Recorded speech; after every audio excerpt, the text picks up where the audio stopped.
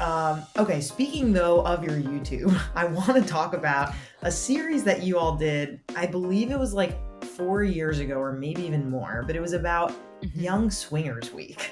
And I want to know I want to know all about this. I feel like especially in my like friend groups and like I feel like I turned 30 and everyone was like, all right, are we fucking each other or what? Like, I feel like everything, it's very much just kind of like the shell has been broken about like, okay, like let's open up our relationships and let's talk about this and let's, and I feel like Young Swingers Week like really fits into that idea. And I wonder if you could tell me like, what is that? What did you do when you went there? Like, tell me all about that experience. I mean, it was a magical 10 days of debauchery. It was so good. Although so we were lucky. Although I was not single at the time, I was in a monogamous relationship and could not fucking enjoy myself. But I like enjoyed myself through Reed's experiences, right? And a lot of solo sex in my hotel room. Amazing. Yeah, and things got tight between Florence and I. There were some moments where it was like, oh shit, it's time to leave now. Like, right. And being next door and having threesomes, and Florence is like hearing me have threesomes next door. Like, sorry, Florence. Yeah. So we were invited by the hotel to kind of come and vlog the whole experience, which was very cool because it's in Jamaica and we're like, okay, like we'll come to Jamaica to go to a sex hotel. We had no idea what to expect. This is the hotel's called Hedonism 2. That's the name of the hotel? Yeah, the name of the hotel. And they have loads of different themed weeks, and then there are companies that like rent out the place and sell their tickets and everything like that. So we went on Young Swingers Week, and it was just such an incredible experience. It wasn't just a nudist resort where it's completely acceptable to be naked everywhere apart from in the restaurant. Which was really cool. Really cool. And there's a part of the beach and a pool that you have to be naked if you want to go hang out there. Yeah. The rest of the beach you don't have to be. But it wasn't just, like a big fuck fest. There were classes, there were talks, there were, shows on every night. There were themed days. Yeah. We did we covered so much and did so much. And before going, we were both quite nervous. Like, we're coming from all the way on the other side. We've got no idea really what to expect. What's it going to be like naked with everyone kind of thing. I hadn't been to a sex party before. So like this was the first time that I was kind of going to see people fucking in front of me and like all of that stuff. And I remember, I think it was like the first time we went onto the nudist beach. We went like towards the bar and there was a full on orgy happening in the pool. Just like there was like people sitting on the edge, someone going down on them, like just like fucking up. We were like and fucking and fingering and like we're like, oh, you seeing what I'm seeing right now? It was I think when you see people fucking, you think it's going to be really weird, but when you actually see it, you're like, oh, that's really cool. Like that's really normal. And it feels really like special and exciting, and it's not like gross or weird. You're just like, huh. Yeah, they're fucking, and I'm not freaking out. Wow, it's like a new thing has been like unlocked. Something has happened. Yes. Yeah. I guess that was the whole like when I wanted to direct porn and I first saw people fucking in front of me, that was like the same reaction. It was like, why is this not weirder? Like it should be weird, but it's not. Like I'm just a viewer and I'm just sitting next to them and they're doing that. That's cool. It's because sex isn't weird. Sex in front, we're animals. That's so baseline. We should be able to fucking really in front of our friends, in front of anyone, and it not be weird. Yeah. But we've created this idea that it's gross or it's private, it's secretive. We can't see any of that, and it's like that's really. It's really sad. One of the best things was going to a sex party with one of my closest friends who I see as a brother, seeing him fuck his girlfriend and being like, oh, I'll give them some space. But like, I'm fucking cheering for you. And like, this isn't awkward and weird and like, go you. Right. I mean, when we've been to sex parties before, it's a bit like that. So you should be cheering for your friends, not being like, ew, gross. I remember walking out of a sex party room, like, think, oh, there's Reed. Oh, she's going down her boyfriend. Cool. Okay then, well, just walk on by. Yeah. But imagine if I came over and like patted you on the back, like, go on, son. You got Yeah, this. or You got like even this. just like, should I take the balls? Like, let's go. No one's really touching the anus there. Let me just get right back in there. Yeah, Yeah, let me get innit? Like, in. I mean, I need a rimming partner here. Like, team up, yo. That would not be me. Oh my God. And then there was the time at Hedonism when Reed was fully going into this threesome, and I was like, okay, I'll come into the sex room too, and I'll just sit on the side and I'll watch because I'm not allowed to do anything. But like Reed was like, there was 3 people. I think there was one person like sucking each of It started as a couple, feet. and then another person joined. Oh my God, yeah, the foot action I got. I was like, and then you started like moaning and stuff, and I was like, time for me to go. And I just was like, oh, it's so I'm gonna sad. go. Bye, everyone. And went home to my room and masturbated. Not to the thought of you, but like just the general horniness. Yeah. I wouldn't mind if it was to the thought of me. It's like, pleasure's pleasure. We all think about weird shit in the time. Like, honestly, the way it is. We really don't. Obviously, we don't talk about that. Like, I feel like even it's like more common for like cis women with their cis women friends to be like, oh, like, you know, whatever, Sex and the City, classic bullshit, where they're like, oh, was he good in bed? Like, how big was his dick? Like, all these things in the 90s that like we stereotype that we think that like women are saying to each other. But even now, I feel like in monogamous relationships, it's more rare for like me and my friends who are women to really talk about it, because there is this kind of level of like privacy. If you've been, you know, with the same person for a really long time, maybe there's nothing that you feel like you want to share that's maybe new, or I don't know. I just feel like it's not like friends don't really talk about that as much as it's like depicted in media.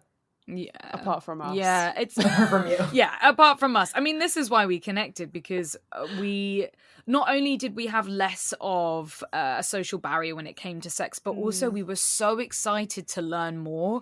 And you know, we like now we realize that the more something is uncomfortable to talk about, the more we should be talking about it, the more we should be pushing that boundary and that barrier and learning and like de-shaming ourselves. Like a lot of why we're so secretive around our friends is because we're afraid of being judged, or we haven't accepted it ourselves. I mean, for how many years did I tell you every single fantasy, Florence, except I wouldn't talk to you about my tickle fetish? Yeah, because I hadn't accepted it fully myself, and I couldn't get my head around it, and I barely even spoken to my boyfriends about it, and now I can't fucking shut up about it. I want to hear about it. Can you tell me about it too? So I have a tickle fetish. Yay. I feel like I meant like AA, like hi tickle fetish. I got a tickle fetish. A fetish is different to a kink. I think a lot of us have kinks, but not everyone has fetishes. Fetishes are more common in men because men's arousal is based on visuals, but women's arousal is based on mental stimulation. And trying to cut this down quick. A fetish is something that is fundamental to your pleasure. Most people with a fetish cannot achieve an orgasm without thinking or doing that thing.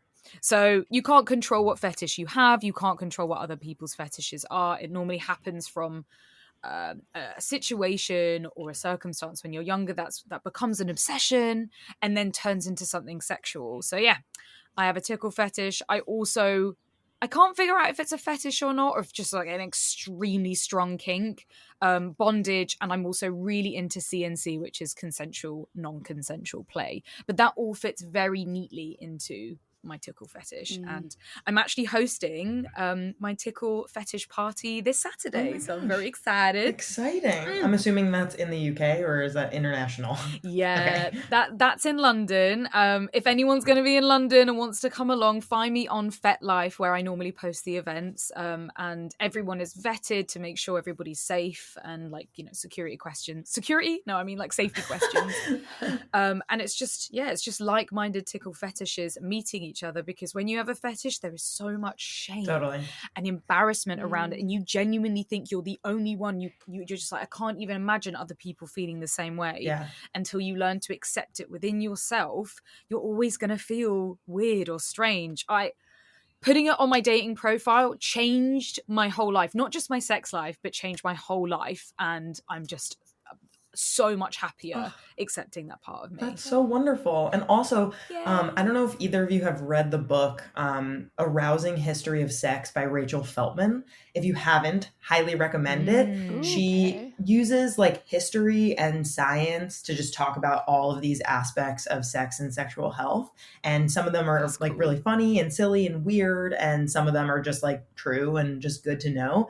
And she has a whole chapter in there on kinks and fetishes. And of course, as a sex educator, like I logically know this, but when I read it, it's so much better to read when she says, if you think that you're weird and you're the only one that has had that kink fetish kind of preference, someone else has thought of that already. Like someone else has thought of it, done it, filmed it, like everything. Reverse fucked it. Like it's been done, and it's been stranger or weirder or more different than you even think. And so like just know, like exactly what you said, Reed, like someone else and probably multiple and maybe like thousands and millions of other people feel the things that you're feeling and thinking. And even if they're like not as common, who cares? Who cares? Yeah. I mean, think about the film Crash. There is a literal film about people getting turned on by car crashes. And if it is in the mainstream, like there is just so much about car crashes as well. It's so fucked, but it's so beautiful and exciting. Like wild. I don't think I've ever seen that film.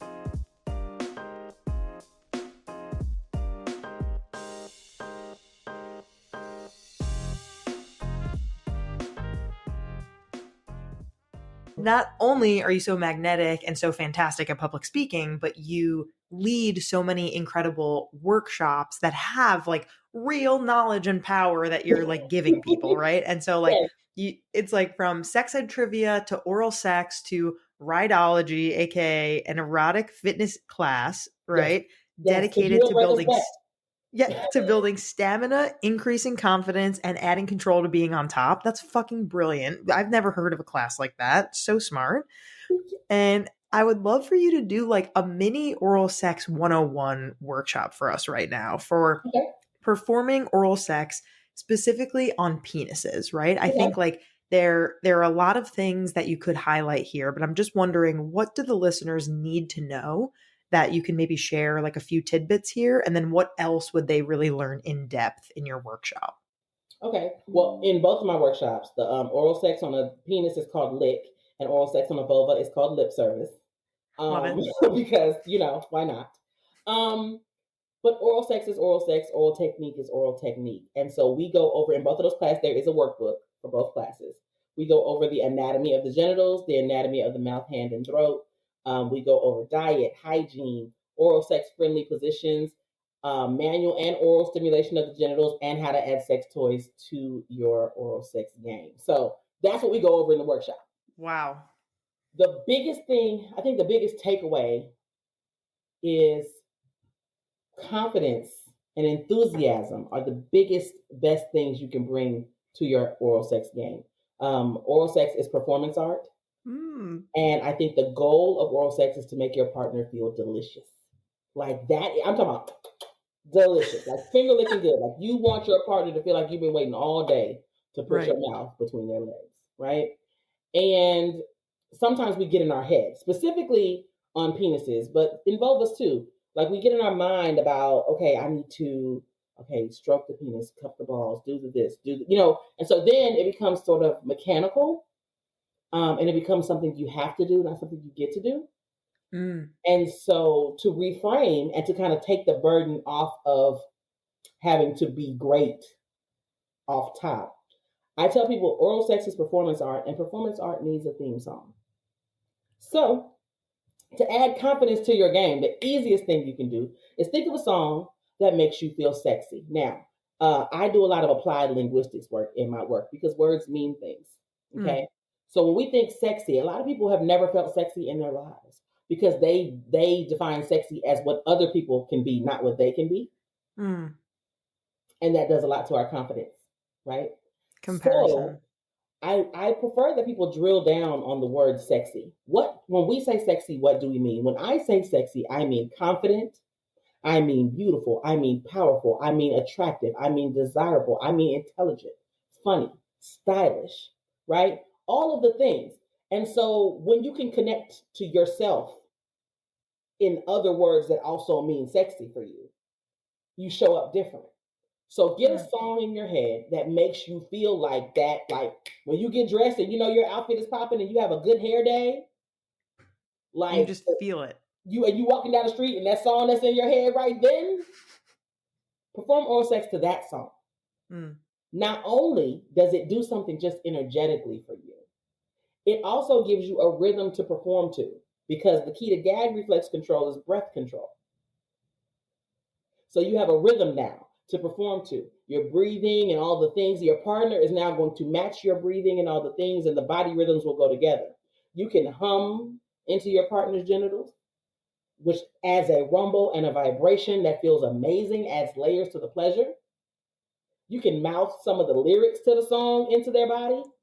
Be it if it's on the mic, you can rock the tip of the mic and just mouth the lyrics into the, you know what I'm saying? If it's a vulva, you can just like go in deep and just kind of lip the words. So it just adds, and it's like it's a cheat code because you feeling good, you in it with the song.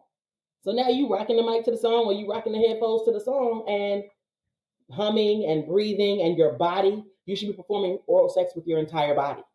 That really gives me a whole new perspective on the way in which it, like this idea of you get to do this. Like, how lucky are we that we get to give our partner this kind of pleasure? And if you're in your head, you're framing it as your partner's pleasure.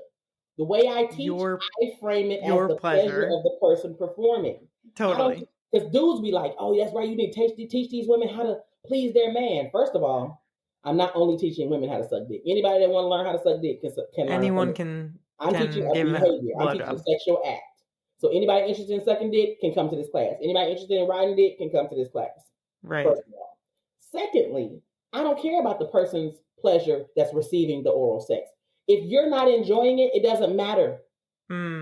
As the very first thing, you have to be the one. Like, you need to be connected to the pleasure that you're providing. Right. And that's how it turns from something you got to do to something you get to do, because you're enjoying it. If you're enjoying it, you'll do it more. If you're enjoying it, you'll put more into the performance. If you're enjoying it, it can also satisfy you. I tell people, if you have not reached orgasm from performing oral sex, your life is incomplete. Whoa. Okay, so while using hands or a toy on yourself, or possibly. So here's the science and whole shit, right? So, like, if you're moving and you're grooving and you're performing oral sex, you're getting, aroused and stimulated as well. If you want to use a toy on yourself, on your own genitals, while you're performing on your partner, great, right? And you can reach orgasm that way. You reach orgasm with your partner's genitals in your mouth. Is an amazing experience. What happens is you sort of create this operant conditioning, this Pavlovian response. Like, that felt really good last time. I'm going to do that again. And what happens is, as your body starts to get that muscle memory in place, it may get to a point where you don't need the toys anymore. You just created this circuit in your brain of giving and receiving pleasure, because that's what operant conditioning is. That's what Pavlovian response is. And people don't think that they're going to talk about Maslow's hierarchy of needs and Pavlovian response in a blowjob class, but guess what? Here we are. I have some homework to do. I feel like this is really, this is great. I think that makes a lot of sense. The science and the whole shit, right? And so when you have the science and the whole shit, it just hits different, because I use science to explain pleasure. And when you have, like we were talking earlier about layering informal and formal education, now you've gotten some formal education, right, to go with the informal education that you've had this whole time before you got here. And it's going to build confidence. And that is why my tagline is connecting people to sexuality, health, education, and pleasure with confidence. Oh, yeah. Okay. So I feel like that really makes sense with the confidence, because when you show up in your body and you're feeling really, really good about yourself, that impacts all of your experiences by yourself and with other people. And so that totally resonates with me. And it shows up when you got your upright with your clothes on. Right. Walking down the street, having a conversation, it shows up differently. People think what I do is orgasms and rainbows, right? Really, I'm a confidence coach. But I can't tell y'all that, because that's not what people expect from me. So your sexual confidence permeates every other kind of confidence you have, because we're a very sexualized culture, but we're not a very sexually educated culture. And if education is power, And knowledge is power. And everything in the world is about sex except sex. Sex is about power. Just let that sit there for a sec. Then what are we doing? You know what I'm saying? Right. Like, totally. That is what people, I think that's what people connect when they think of me. I hope that's what people connect to and what they remember about their interactions with me.